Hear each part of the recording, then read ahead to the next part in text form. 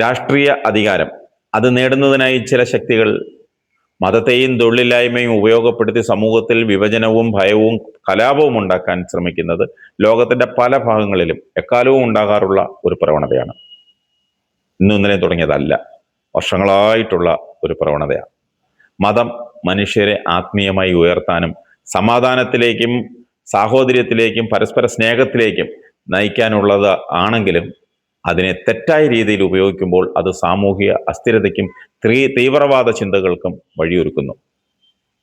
പ്രത്യേകിച്ച് തൊഴിലില്ലായ്മയും നിരാശയും അനുഭവിക്കുന്ന യുവാക്കളെ ഇത്തരം ശക്തികൾ എളുപ്പത്തിൽ സ്വാധീനിക്കാൻ കഴിയുന്നു. യുവത്വം രാജ്യത്തിന്റെ ശക്തിയാണ്. എന്നാൽ വിദ്യാഭ്യാസത്തിനും തൊഴിലിനും ജീവിത സുരക്ഷയ്ക്കും അവസരങ്ങൾ കുറയുമ്പോൾ ചില യുവാക്കൾ സന്തോഷമില്ലായ്മയിലേക്കും നിരാശയിലേക്കും വഴുതി വീഴുന്നു. ഈ സാഹചര്യത്തെ ചില രാഷ്ട്രീയ തീവ്രവാദ ഗ്രൂപ്പുകൾ മുതലെടുത്ത് മതവൈരവും വിദ്വേഷവും പ്രചരിപ്പിക്കുന്നു. സോഷ്യൽ മീഡിയ, വ്യാജ പ്രചാരണങ്ങൾ, വികാരങ്ങളെ ചൂഷണം ചെയ്യുന്ന പ്രസംഗങ്ങൾ എന്നിവയിലൂടെ അവർ യുവാക്കളെ തെറ്റിദ്ധരിപ്പിക്കുന്നു. സമൂഹത്തിലെ യഥാർത്ഥ പ്രശ്നങ്ങളായ തൊഴിലില്ലായ്മ, ദാരിദ്ര്യം, വിദ്യാഭ്യാസക്കുറവ് ഇവയിൽ നിന്നൊക്കെ ജനങ്ങളുടെ ശ്രദ്ധ തിരിക്കാനും അവർ ശ്രമിക്കുന്നു.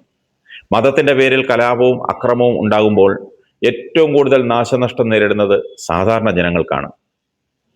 സമാധാനവും സഹവർത്തിത്വവും തകരുകയും സമൂഹത്തിൽ പരസ്പര വിശ്വാസമില്ലായ്മയും വളരുകയും ചെയ്യുന്നു. ഒരു രാജ്യം അകത്തും പുറത്തും നിന്ന് തീവ്രവാദത്താൽ അരക്ഷിതാവസ്ഥ സൃഷ്ടിക്കുന്നത് വളരെ വെല്ലുവിളിയാണ്. നമുക്കറിയാം, പുരോഗതിയും ജനാധിപത്യ മൂല്യങ്ങളും എന്നും ഉയർത്തുന്ന ഭാരതം അതിനെ എതിർത്ത് നിൽക്കാൻ ഏറെ പരിശ്രമിക്കേണ്ടി വരും. അതിനാൽ മതത്തെ രാഷ്ട്രീയ ലാഭത്തിനായി പ്രയോഗിക്കുന്ന അല്ലെങ്കിൽ ഉപയോഗിക്കുന്ന പ്രവണതയെ സമൂഹം തിരിച്ചറിയുകയും എതിർക്കുകയും വേണം. ഇത്തരം പ്രശ്നങ്ങൾക്ക് പരിഹാരമായി യുവാക്കൾക്ക് നല്ല തൊഴിലവസരങ്ങൾ ഉറപ്പാക്കേണ്ടത് അനിവാര്യമാണ്. ശാസ്ത്രീയമായ ചിന്ത, മാനുഷികാവകാശ ബോധം, മതസൗഹാർദ്ദം എന്നിവ വളർത്തുന്ന വിദ്യാഭ്യാസം സമൂഹത്തിൽ ശക്തിപ്പെടണം. കുടുംബവും വിദ്യാഭ്യാസ സ്ഥാപനങ്ങളും മാധ്യമങ്ങളും ഉത്തരവാദിത്വത്തോടെ പ്രവർത്തിക്കണം. മതവും രാഷ്ട്രീയവും മനുഷ്യന്റെ നന്മയ്ക്കായിരിക്കണം, വിഭജനത്തിനോ അക്രമത്തിനോ വേണ്ടിയല്ല എന്ന ബോധം അത് വളർത്തേണ്ടത് ഇന്നത്തെ ഏറ്റവും വലിയ ആവശ്യമാണ്. ഇന്ത്യ പോലുള്ള വലിയ ജനാധിപത്യ രാജ്യങ്ങളിൽ സാമൂഹികവും രാഷ്ട്രീയവുമായ സ്വാധീനങ്ങൾ സൃഷ്ടിക്കാൻ സോഷ്യൽ മീഡിയയ്ക്ക് കഴിയും. ഇന്നത്തെ കാലത്ത് സോഷ്യൽ മീഡിയ സമൂഹത്തെ വേഗത്തിൽ സ്വാധീനിക്കുന്ന ശക്തിയായി അല്ലെങ്കിൽ ശക്തമായ ഒരു ഉപകരണമായി മാറിയിട്ടുണ്ട്. സോഷ്യൽ മീഡിയ പ്ലാറ്റ്ഫോമുകൾ വഴി വാർത്തകളും അഭിപ്രായങ്ങളും പ്രക്ഷോഭ ആഹ്വാനങ്ങളും വളരെ വേഗത്തിൽ ജനങ്ങളിലേക്ക് എത്തുന്നു. ഇതിലൂടെ നല്ല സാമൂഹ്യ ബോധവൽക്കരണങ്ങളും ജനാധിപത്യ സംവാദങ്ങളും നടക്കുന്നത് പോലെ തന്നെ തെറ്റായ വിവരങ്ങൾ, വ്യാജ വാർത്തകൾ, മതവർഗീയ വിദ്വേഷം എന്നിവയും പ്രചരിക്കാൻ സാധ്യതയുണ്ടെന്നുള്ളതല്ല, പ്രചരിക്കുന്നു. തൊഴിലില്ലായ്മ, സാമ്പത്തിക അസമത്വം, രാഷ്ട്രീയ വൈര്യം, സാമൂഹിക അനീതി തുടങ്ങിയ പ്രശ്നങ്ങൾ യുവാക്കളെ വേഗത്തിൽ സ്വാധീനിക്കും. ചില സംഘടനകളും തൽപര ഗ്രൂപ്പുകളും ഇക്കാര്യങ്ങൾ ഉയർത്തിക്കാട്ടി പ്രക്ഷോഭങ്ങളിലേക്ക് തിരിക്കാറുണ്ട്. സോഷ്യൽ മീഡിയയുടെ മറ്റൊരു പ്രധാന സ്വാധീനം അൽഗോരിതം രാഷ്ട്രീയമാണ്. കൂടുതൽ വികാരാധീനവും വിവാദപരവുമായ ഉള്ളടക്കങ്ങൾ കൂടുതൽ ആളുകളിലേക്ക് എത്തുന്നതിനാൽ സമൂഹത്തിൽ ധ്രുവീകരണം വർദ്ധിക്കാം. യുവാക്കൾക്ക് യഥാർത്ഥ വിവരവും വ്യാജ പ്രചാരണവും തമ്മിൽ തിരിച്ചറിയാൻ ബുദ്ധിമുട്ടുണ്ടാകാം. അതുകൊണ്ട് തന്നെ മീഡിയ സാക്ഷരതയും വിമർശനാത്മക ചിന്തയും ഇന്നത്തെ കാലത്ത് അത്യാവശ്യമാണ്.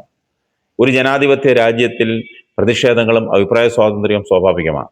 എന്നാൽ അക്രമം, വിദ്വേഷ പ്രചരണം, മതവൈര്യമുണ്ടാക്കൽ, ജനാധിപത്യ സ്ഥാപനങ്ങളെ തകർക്കാനുള്ള ശ്രമങ്ങൾ എന്നിവയൊക്കെ സമൂഹത്തിന് അപകടകരമാണ്. അതിനാൽ സർക്കാർ, മാധ്യമങ്ങൾ, വിദ്യാഭ്യാസ സ്ഥാപനങ്ങൾ, കുടുംബങ്ങൾ എന്നിവ ചേർന്ന് യുവത്വത്തെ ബോധവൽക്കരിക്കുകയും തൊഴിൽ വിദ്യാഭ്യാസ അവസരങ്ങൾ വർദ്ധിപ്പിക്കുകയും ചെയ്യേണ്ടതാണ്. ഇന്ത്യയുടെ ശക്തി അതിൻ്റെ വൈദ്യത്തിലും ജനാധിപത്യ സംവിധാനത്തിലുമാണ്. അതിനാൽ സോഷ്യൽ മീഡിയയിലൂടെയോ രാഷ്ട്രീയ പ്രചാരണങ്ങളിലൂടെയോ വരുന്ന വിവരങ്ങളെ അന്ധമായി വിശ്വസിക്കാതെ വസ്തുതകൾ പരിശോധിച്ച് ഉത്തരവാദിത്വത്തോടെ സമീപിക്കുന്നതിലൂടെ മാത്രമേ സമൂഹത്തിൽ സമാധാനവും ഐക്യവും നിലനിർത്താൻ കഴിയൂ. അഭ്യസ്തവിദ്യരായ യുവത്വം ഇന്ന് നേരിടുന്ന ഏറ്റവും വലിയ അപകടം ബൗദ്ധിക തീവ്രവാദവും മയക്കുമരുന്നുമാണ്. അതിനെതിരെ ഏതൊരു ഗവൺമെന്റ് ആയാലും രാജ്യസുരക്ഷയെ പോലെ പ്രാധാന്യം കൊടുക്കുകയും യുവാക്കളിൽ ക്രിയാത്മകമായ തൊഴിൽ സാധ്യതകൾ സൃഷ്ടിക്കുക വഴി മാത്രമേ ഇതിൽ നിന്നും ഒരു മോചനം ലഭ്യമാകൂ. ഇന്നത്തെ തലമുറ വളരെ സെൻസിറ്റീവാണ്. അവരെ വിഘടന ശക്തികളുടെ ആയുധമാക്കാൻ അനുവദിക്കാതെ സംരക്ഷിക്കേണ്ടത് സർക്കാരിൻ്റെ ഉത്തരവാദിത്വം തന്നെയാണ്. അതിൽ നിന്ന് ആർക്കും ഒഴിഞ്ഞു മാറാൻ പറ്റില്ല.